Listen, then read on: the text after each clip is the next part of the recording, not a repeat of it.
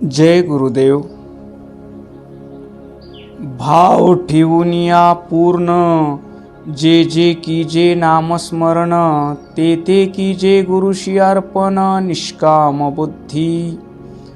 संत शिरोमणी शिवयोगी मन्मथ माऊली आपल्या परमरहस्य या प्रासादिक ग्रंथातील 7व्या अध्यायातून भगवंताच्या नामानं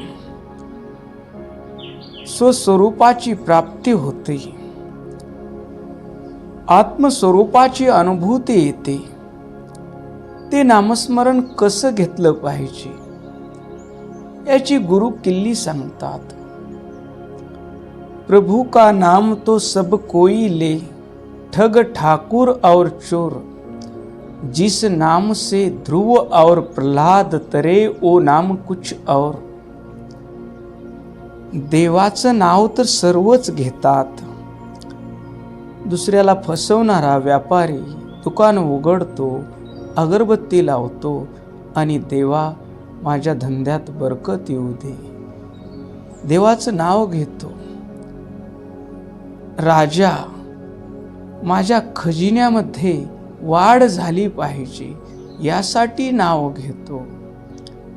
चोर माझ्या चोरीमध्ये यश येऊ दे यासाठी नाव घेतो.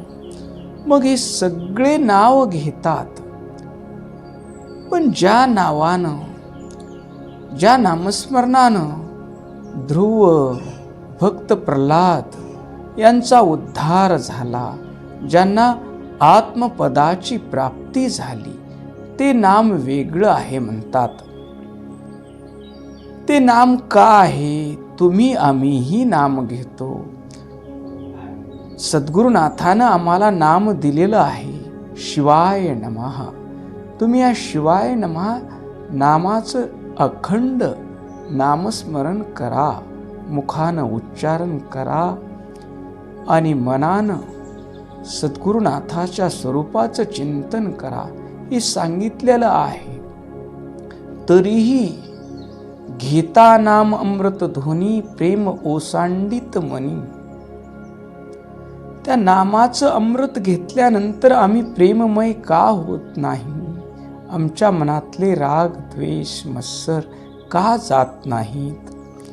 तर याचं कारण आहे, माऊली म्हणतात की आपण जे काही करतो, आपण पूजा करतो, पूजा करत असताना मी पूजा करतो, मी 1 वेळेस पूजा करतो, मी 2 वेळेस लिंग पूजा करतो, मी 3 वेळेस लिंग पूजा करतो, मी 108 मण्याची माळ जपतो, मी 5 माळाचा जप करतो, मी तीर्थयात्रा करतो, रोज मी भजनाला जातो, मी कीर्तन करतो, मी प्रवचन करतो, असा सारखा मी करत राहतो. आणि त्या मीमुळं, मी पूजा करतो म्हटलात की तुमची पूजा शून्य झाली. मी जप करतो म्हटलात की तुमचा जपाचं फल काहीही मिळणार नाही. मी भजन करतो म्हटलात की भजनातला आनंद तुम्हाला मिळणार नाही. कारण प्रत्येक गोष्टीमध्ये जर तुमचा अहंकार चिटकलेला असला, मी, तर तुम्हाला अक्षय समाधानाची, अक्षय शांतीची, अक्षय आनंदाची, परम सुखाची अनुभूती येणार नाही. तुमचा व्यवहार प्रेमपूर्वक होणार नाही.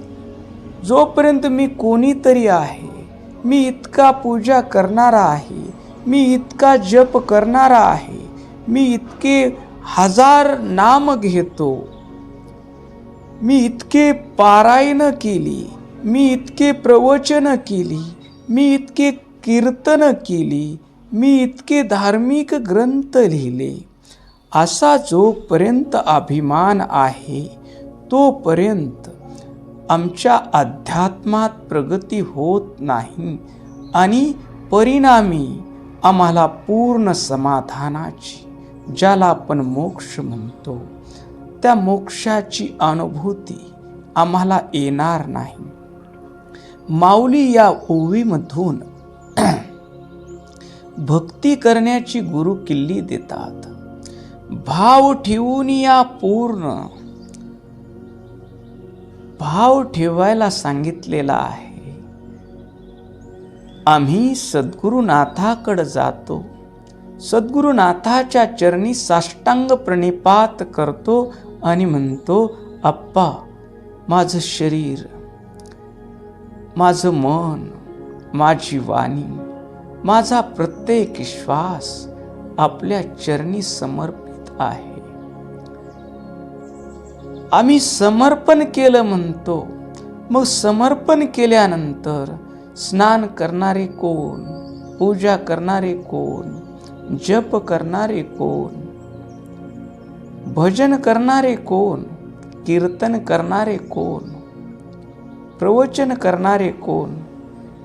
तुम्ही ज्यांना समर्पित झालात ते गुरु महाराजच.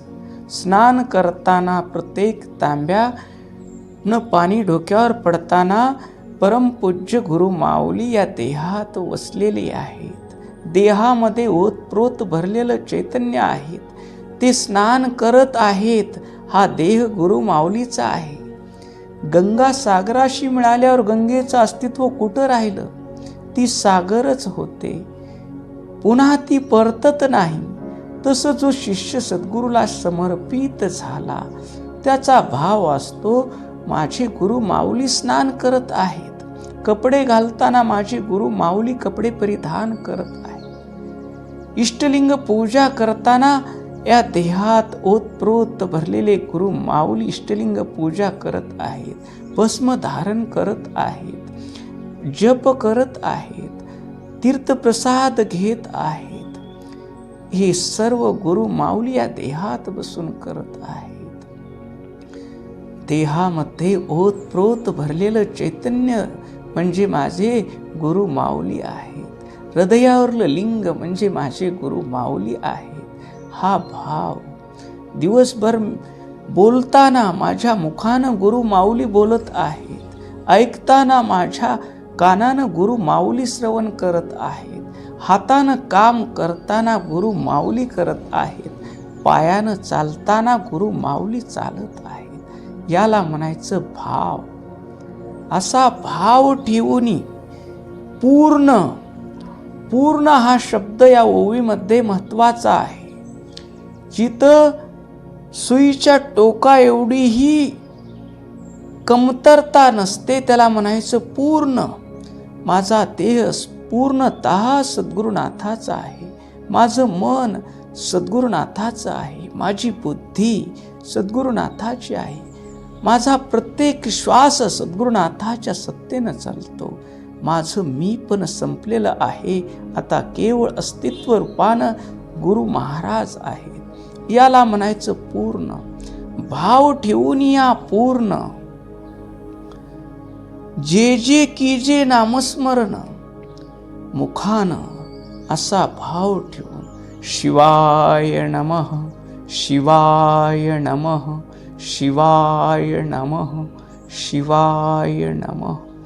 हे नामस्मरण जे उच्चारण होईल ते नामस्मरण चैतन्य रूपानं हृदयात बसलेले गुरु माऊलीच्या मुखातून शिवाय नमः, शिवाय नमः, शिवाय नमः हे नाम ध्वनी निघत आहेत. अशी अनुभूती घ्यायची आहे. असा भाव ठेवायचा आहे. आणि जे उच्चारण होत आहे ते ग्रहण करणारे गुरु माऊलीच आहेत. जे जे कीजे नामस्मरण, ते ते कीजे गुरुशी अर्पण. जितकं काही नामस्मरण होईल ते ते सद्गुरुनाथाला समर्पित होत आहे. कारण नाम म्हणजे गुरु महाराज आहेत. नाम घेणारा गुरु महाराज आहे. नाम श्रवण करणारे गुरु महाराज आहेत. प्रत्येक निघालेलं नाम गुरु माऊलीला समर्पित झालं पाहिजे.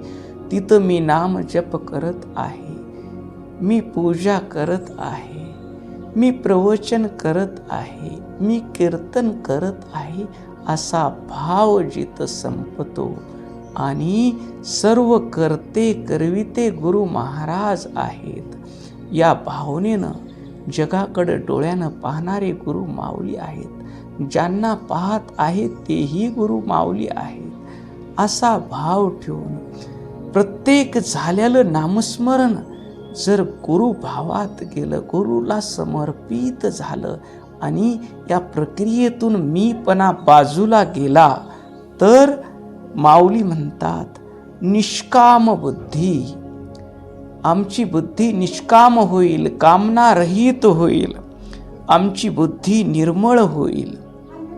या ओवीत माऊली सांगतात नामस्मरणाचा अत्यंत सूक्ष्म आणि श्रेष्ठ मार्ग आहे. साधकाने गुरुच्या चरणावर श्रद्धा, प्रेम, वचनावर विश्वास आणि सर्वस्वी गुरुला समर्पण भावानं नामस्मरण करावं.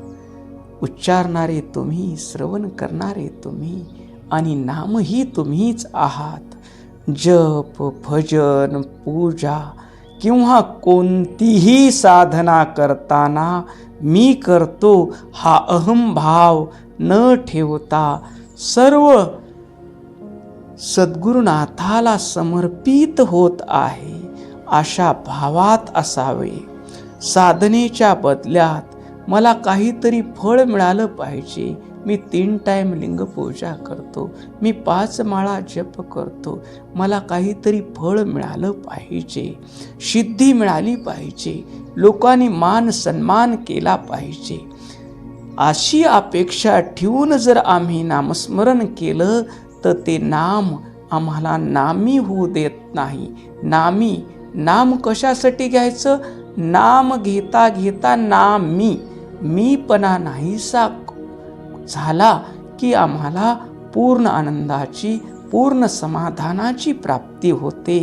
पण हा मीपणा इतका चिकटतो की कितीही मोठा ज्ञानी झाला तरी मी ज्ञानी असा अहंकार बाळगतो आणि त्याची अध्यात्मात प्रगती होत नाही. पण ज्यावेळेस तो सद्गुरूला समर्पित होतो त्यावेळेस त्याची बुद्धी निष्काम होते. निस्वार्थ समर्पणाने मन शुद्ध होतं, अहंकार क्षीण होतो आणि गुरुकृपेने आत्मस्वरूपाचा अनुभव प्राप्त होतो. नाम आणि गुरु यांचे ऐक्य जाणून केलेले स्मरण साधकाला अंती शांती, वैराग्य आणि परमात्म स्वरूप केल्याशिवाय राहणार नाही. हा आपला अनुभव माऊली या परमरहस्यातील ओवीतून आपल्याला सांगत आहेत. ओम शांती शांती शांती.